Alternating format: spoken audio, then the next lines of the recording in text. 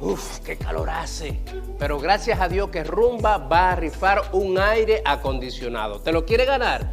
Mira la descripción de este video y gánatelo. Dale.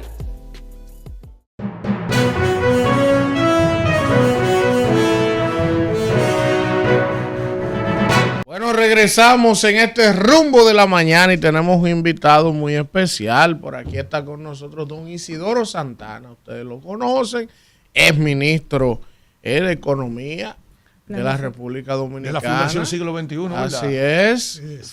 Siglo Y XXI. hemos querido invitar a don Isidoro porque hemos estado, ayer estuvimos por aquí con doña Magdalena, ha estado por aquí Jaime Aristi Escuder, ha estado por aquí el amigo Bartolomé, ¿qué se llama? El señor que estuvo aquí de Intec.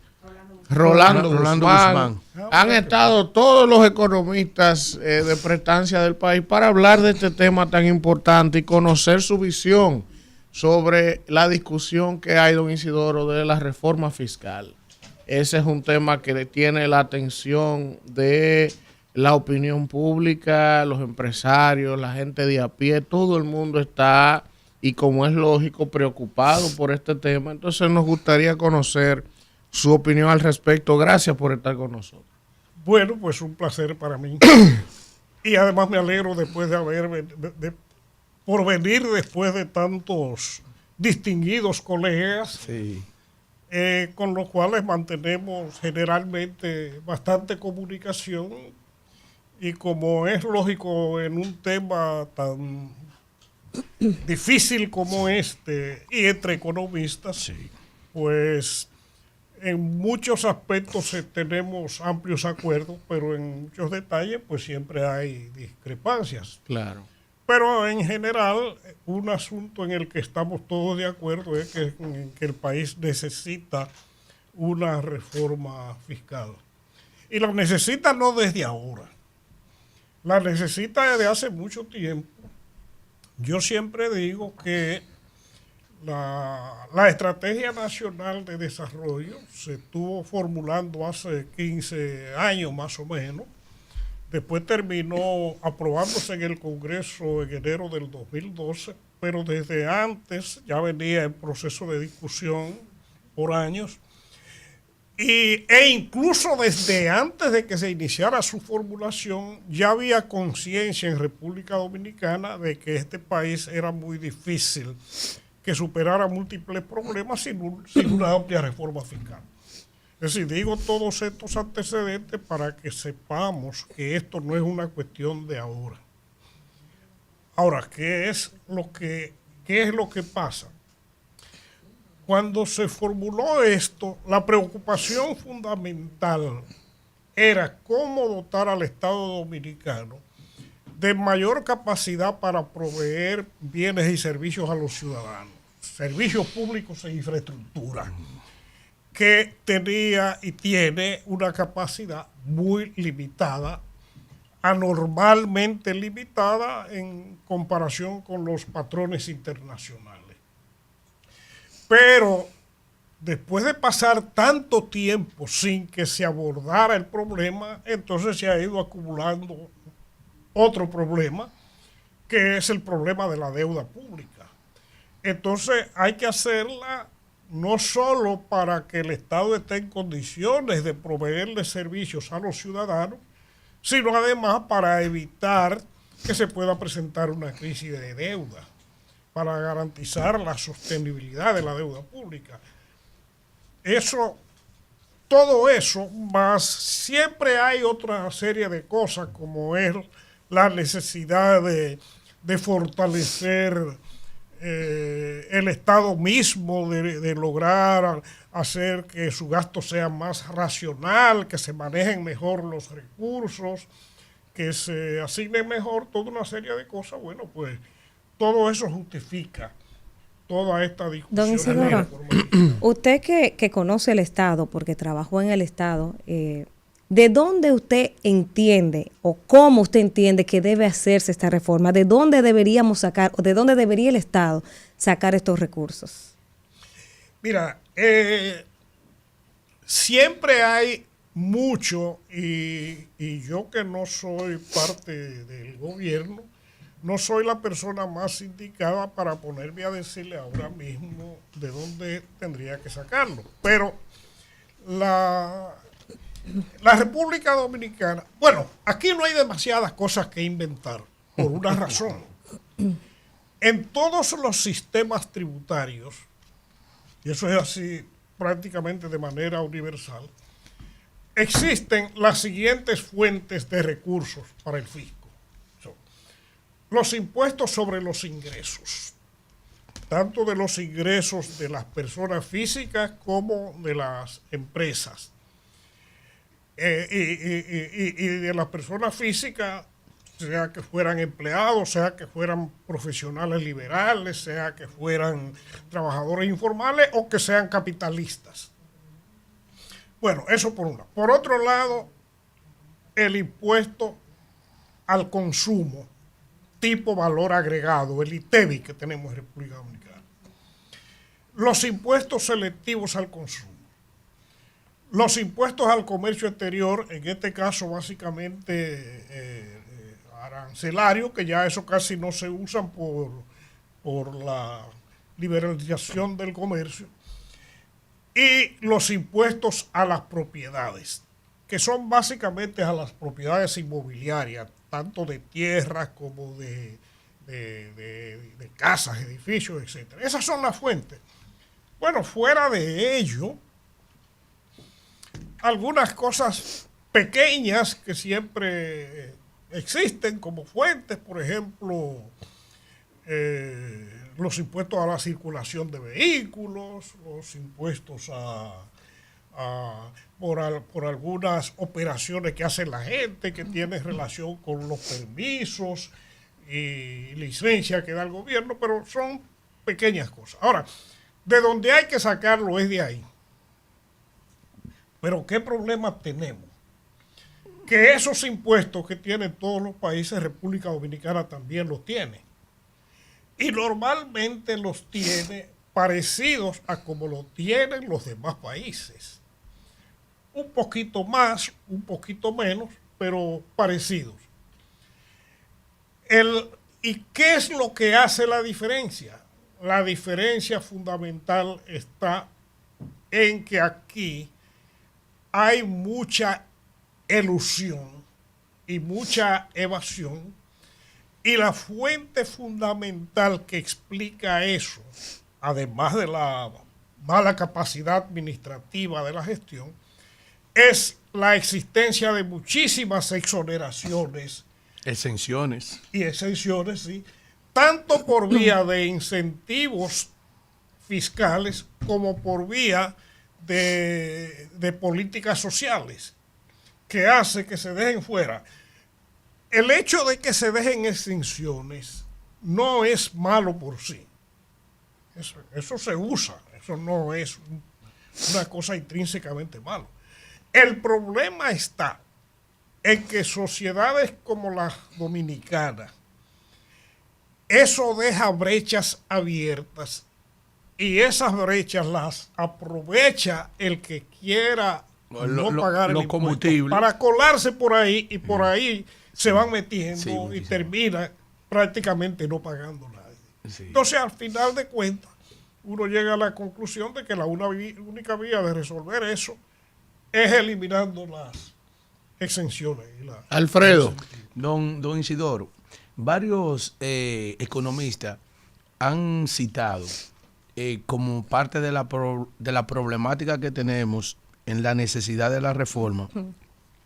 Muchos aspiran a crear más impuestos. Otros llaman primero a que el Estado pueda primero resolver el problema tan alto de la evasión fiscal que tenemos, que alcanza un nivel astronómico. Es decir, un 60%. De un 60%, la evasión fiscal. Otros hablan también, don Isidoro, de una reingeniería del gasto gubernamental también, porque estamos detrás de unos recursos, unos 200.000 millones de pesos, 250.000 millones de pesos.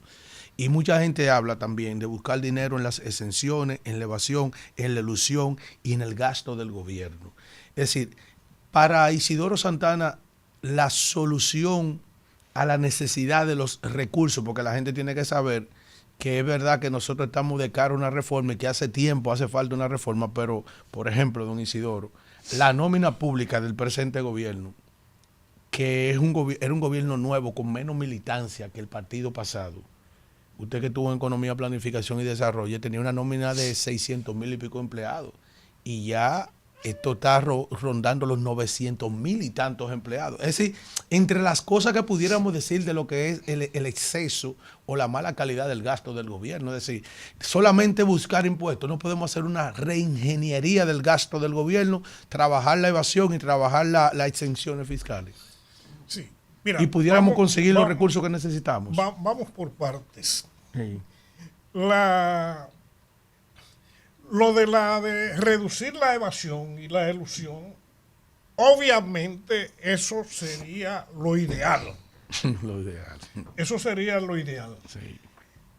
Pero es muy fácil decirle al gobierno que eso es lo que tiene que hacer sin decirle cómo hacerlo. Y el cómo es algo que ninguno de nosotros está en condiciones de decirlo. Para eso, normalmente existe un tipo de profesional que es el administrador tributario, pero que tampoco es que tenga una varita mágica de cómo resolver. Claro está, la primera acción que hay que hacer para comenzar a resolver un problema es tomar la decisión de hacerlo. Y en consecuencia, que las autoridades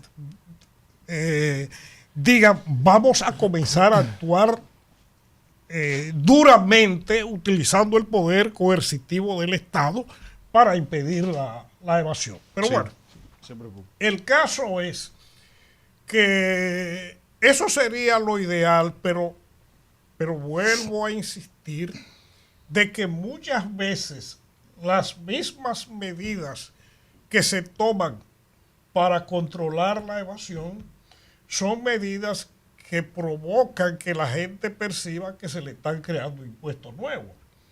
Por ejemplo, como decía, si se eliminan exenciones, es una forma de ayudar a controlar la evasión. Pero eso no significa que la gente perciba que hay un impuesto nuevo porque se eliminaron exenciones. Y es más, les voy a poner la figura del anticipo, que es una de las figuras más antipáticas del sistema tributario, pero los anticipos fueron concebidos como una forma de que el Estado obligue a los contribuyentes a que le vayan avanzando a lo largo del año determinada suma de dinero, como una forma de evitar que al final de año no lo declaren y lo eludan. Entonces se establece como un mecanismo contra la evasión, pero al final la gente siente como si fuera un impuesto nuevo. En realidad no es un impuesto nuevo, es el mismo impuesto sobre la renta, o es el mismo ITEVIS que como quiera le tocaría pagar, pero por si acaso no lo hace a final del año, el gobierno lo va pero captando ahí. Por ejemplo, ¿por qué el Estado no coge, un ejemplo, ese anticipo y lo cobra del porcentaje de las ventas y no del impuesto sobre la renta? No, O sea, porque, por ejemplo, el Estado lo que está haciendo ahora mismo es que si yo el año pasado tuve un buen año por una coyuntura particular, me está forzando este año a pagar un anticipo en función de lo que yo reporté el año pasado. Sí. Pero y 7 años a mí no me está yendo bien. Sí. Si las ventas se cayeron, Como si pasa, la coyuntura como se está pasando, cayó. es la realidad. Por eso digo que es una de las figuras más ingratas porque se convierte en injusto. Odiosa. Convierte en injusto. Y seguramente algo harán para tratar de rediseñarlo. Yo lo que dudo es que lo eliminen. Pero existen dos, porque eso es el anticipo en el caso del impuesto sobre la renta, porque hay otro que es en el ITEVIS. Uh-huh. Ambos existen. En el caso del ITEVIS sí es como un porcentaje de las ventas. Pero bueno, la realidad es que hay muchas cosas que cambiar. Ahora yo no quisiera que se perdiera la otra parte a que te referías, que es si el gobierno no debería reducir gastos. Sus gastos, porque A eso sí yo me he opuesto toda la vida. ¿A qué? A que el gobierno reduzca gastos. Mira, eso no significa No, que pero no es la hay- calidad del gasto. que Porque, me- por ejemplo, si que- es de gasto que de capital, mejore- de capital, la calidad del gasto. que es mejore, cierto. que mejore la calidad del gasto. Exacto. Eso es fundamental. Exacto, sí. Y que busque una mayor racionalidad en la asignación y una mayor eficiencia en la administración. Excelente, Eso sí. excelente. Pero no que lo baje. Mayor eficiencia, por ejemplo, eso de la cantidad de empleados de más o de botellas que puede haber, claro. eso está bien. Porque lo que que está bien. Que digo que está bien, que eso hay que resolverlo. Resolverlo. Hay que Porque, resolverlo. porque yo lo que quiero es que aumenten los gastos de capital que están por el suelo. Eso, y las inversiones en obra que dinamiza la economía. No, pero aún en gasto corriente, para proveer más servicios de policía, de justicia, de educación, de salud, se necesitan gastos corrientes también. Es decir, no es solo gasto de capital. Sí. Ambas cosas son necesarias. Sí. Ahora, ¿por qué yo digo que siempre me he opuesto a esto? Porque la República Dominicana es uno de los países de menor nivel de gasto a nivel mundial cuando lo comparamos con las dimensiones de la economía nacional. ¿En qué sentido? ¿Menor nivel de gasto en qué? Vamos a ver. Normalmente los economistas, para tener una idea de cómo una variable económica se puede comparar con otros países, los relacionamos con la totalidad, en este caso con el PIB, el Producto Interno Bruto. Sí. Los países, sobre todo los países de Europa, tienen niveles de gastos públicos, contando todos los gobiernos, porque valga aclarar que no solo es el gobierno de la nación, en los países hay gobiernos de los estados, de las provincias, de los municipios, departamentos, y contándolo todo, los países tienen niveles de gastos que suelen oscilar entre 40 y el 50% del PIB. En América Latina eso es más bajo, porque los latinoamericanos tenemos niveles de gastos públicos inferiores, pero anda en el 30% del PIB. Y República Dominicana tiene un 18%. Es decir, con 18%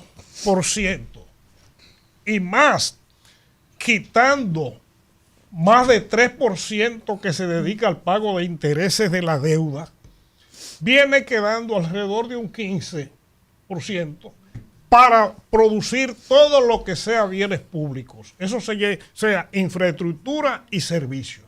Con eso no se puede, con eso no da.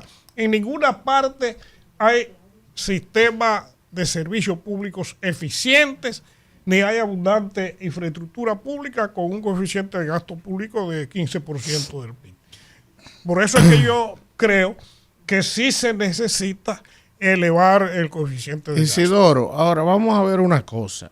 Es cierto, todo lo que usted nos está planteando tiene mucha de lógico, Sí, ¿verdad? aquí cada quien Tiene su enfoque. Exacto. un enfoque. Ahora, Isidoro, por ejemplo, si yo tengo, como tengo, algunos emprendimientos, pago mis impuestos, pago mi TEBI, pago mi impuesto sobre la renta, pago mis anticipos, incluso hago declaraciones al margen de los emprendimientos como empresa, como persona física, también lo pago impuestos por los combustibles, pago impuestos por cada cosa.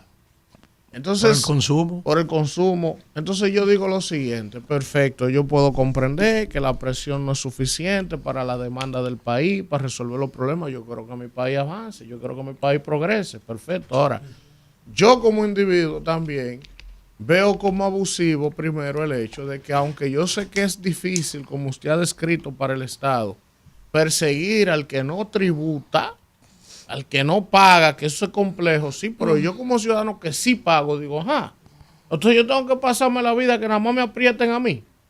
El que estoy identificado, el que he demostrado voluntad de aportar con mi comportamiento, entonces a mí es que hay que castigarme. Y entonces el que no paga, porque el Estado le hace más difícil perseguirlo, que siga produciendo riqueza sin pagar, que eso va a provocar, lo que eso va a provocar es que yo diga, no, pero espérate, vámonos y tenga su RNC, pero yo no voy a dejar de producir, yo me voy a ir a esa misma informalidad, que es el mismo Estado que me está empujando a irme. Entonces, al final, si se crean más impuestos, no es que la gente deja de tener su productividad, la gente lo que hace es que se va a la informalidad. Y ya hay ejemplos. Por ejemplo, el otro día yo participé en una actividad que me invitaron los productores de ron del país. Y los productores del ron explicaban ahí que en el 2012 a ellos le metieron unos impuestos que hicieron que el consumo de ron no bajó en el país. El consumo de ron se mantuvo o subió. Ahora lo que creció fue que un mercado informal, el contrabando, bebidas adulteradas. ¿Por qué? Porque los impuestos quebraron a mucha gente y lo que se fueron fue a producir ron de manera clandestina. Entonces, al final, creo que debe haber un equilibrio entre quizás, perfecto, hay que crear nuevos impuestos, pero también hay que buscar la manera de que eso no impacte a sectores que están produciendo y que están pagando. Bueno, ese es el principal reto del gobierno, tratar de llegar al que no paga.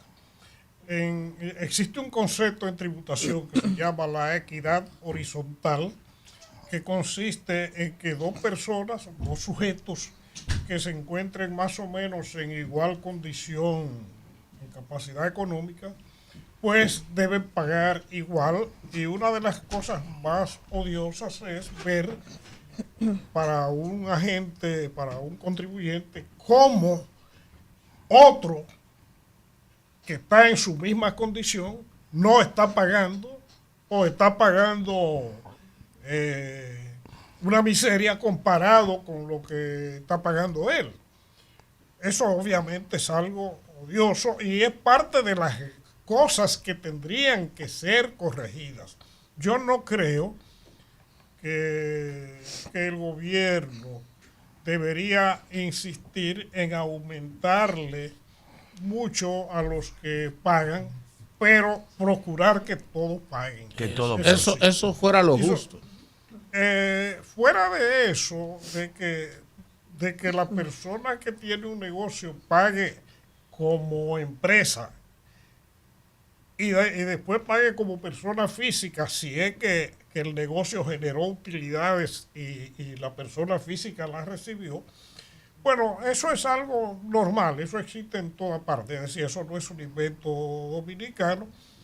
Lo mismo que los impuestos sobre el consumo, que normalmente son los impuestos tipo valor agregado, ITEVI, que es un impuesto general, o los impuestos selectivos, que son los que se aplican a determinado tipo de bienes y servicios. Isidoro, pero hay una cosa también que no podemos dejar de hablar. Por ejemplo, nosotros nos gusta mirar mucho los países desarrollados y compararnos Y así mucho, debería aunque ser. tenemos algunas realidades que son evidentes. Pero, por ejemplo, la gente dice, hay países que el promedio de tasa, por ejemplo, es un 8%, pero ahí paga todo el mundo. O sea, ahí paga todo el mundo. Es relativamente bajito, pero el Estado recauda mucho más porque paga todo el mundo.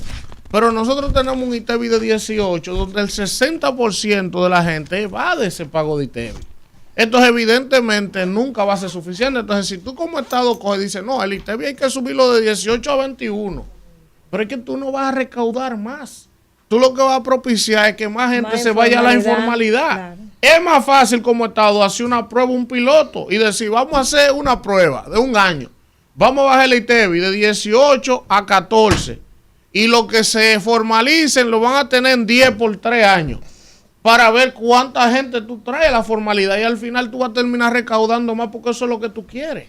Sí, lo que pasa es que tampoco hay una varita mágica para resolver el problema de la informalidad. Eso es algo que todo el mundo quisiera, pero que... Vamos a meterle la guardia, Isidoro. Hay que meter la guardia. guardia. Negocio por negocio. Vamos a ver. Usted lo que tiene una cafeterita de vender sándwich. No, dictadura perfecta no. Porque es que yo no puedo pagar impuestos y tú no. ¿Qué le dijo ahora mismo los O sea, comerciantes de ahí allá? está. Por acuerdo ejemplo, que hay que tú te pagar. vas a los barrios, cafeterita, que eso es lo que sostiene una familia, que venden chuchería y sándwich. Tú no le vas a poner un 18, pero ponle un 3. ¿Y por qué Ponle un tú 5, crees? pero algo tienen que pagar. Así ¿Por es. qué tú crees que un gobierno democrático no hace eso. Tú sabes El costo político. Alguien Pero tiene- entonces el gobierno costo dice que tenemos que político. sacrificarlo Ahí todo. está, y yo no voto. Sí. A Ahora- costo político para cobrarle algo a alguien porque es pobre o porque es rico. Esto es el clase media. A ese hay que aplicarle la dictadura. Es dictadura para todo el mundo, no para nadie. media De casi todas no vota. maneras,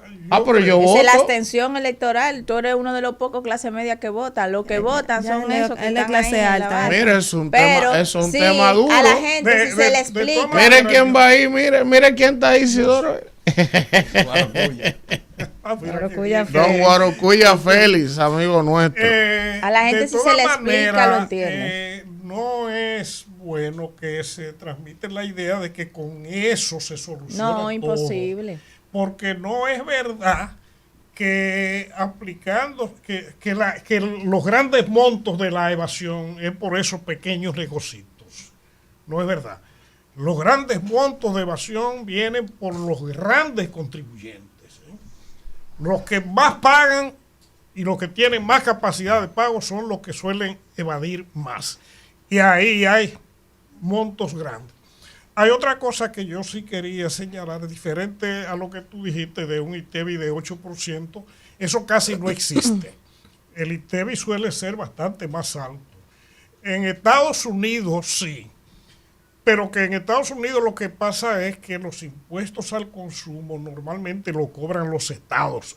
El gobierno federal cobra una parte, pero después eso puede ser más alto o más bajo dependiendo del estado en que estemos.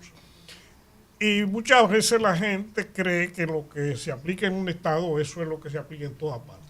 Pero en Europa el IVA es más alto que en República Dominicana y en muchos países de América Latina.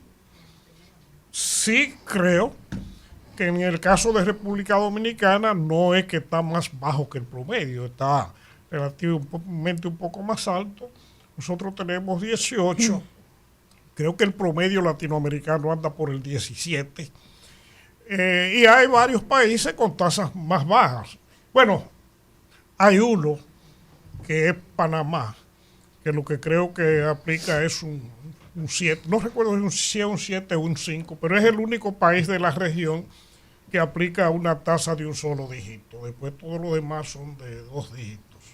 Bueno, señores, pues agradecer No, a profesor, Isidoro déjeme hacer una- Santana. déjeme La hacer última. una pregunta, Una ñapa. Isidoro, y déjeme preguntarle algo.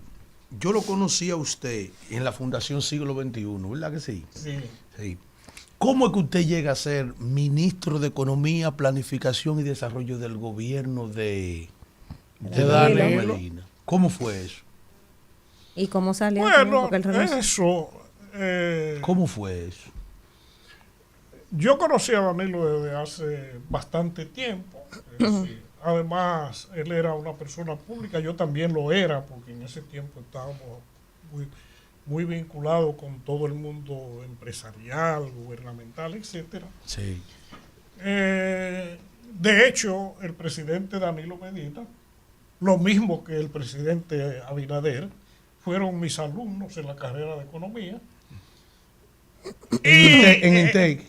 ¿Perdón? En Intec. En Intec, sí. Sí. En el caso de Danilo, pues como ya él era profesional y estaba en una segunda carrera, pues estaba un poco en una etapa más Avanzado. avanzada, sí. Pero de ahí, obviamente, pues se mantuvo el vínculo. Cuando él llegó la primera vez al poder, me ofrecieron un cargo que yo no acepté. Por lo menos me plantearon, ¿no? Pero yo no estaba interesado en eso. Y sí acepté pasar a formar parte de un consejo de asesores. Y después que estaba en ese consejo de asesores, me sorprendió con el nombramiento como ministro ya en su segundo Mandato. Y entonces, Así funcionó. otra ñapita ya para cerrar, Isidoro. Usted- Ahora me acordé de él algo que renunció. preguntó. ¿Y por qué, Isidoro, esta reforma en los gobiernos de Danilo nunca se aprobó?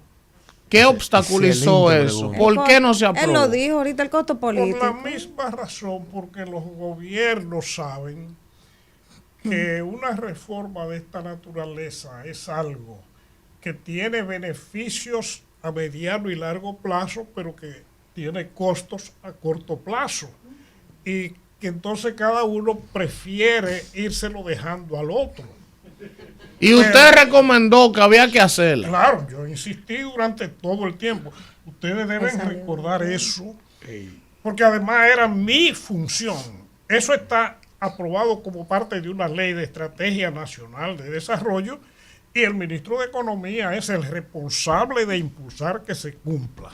Y por eso yo insistía cada vez que alguien me preguntaba, yo públicamente lo decía de manera responsable, aunque yo sabía que el presidente no lo quería, pero mi responsabilidad era impulsar eso. Isidoro, la última.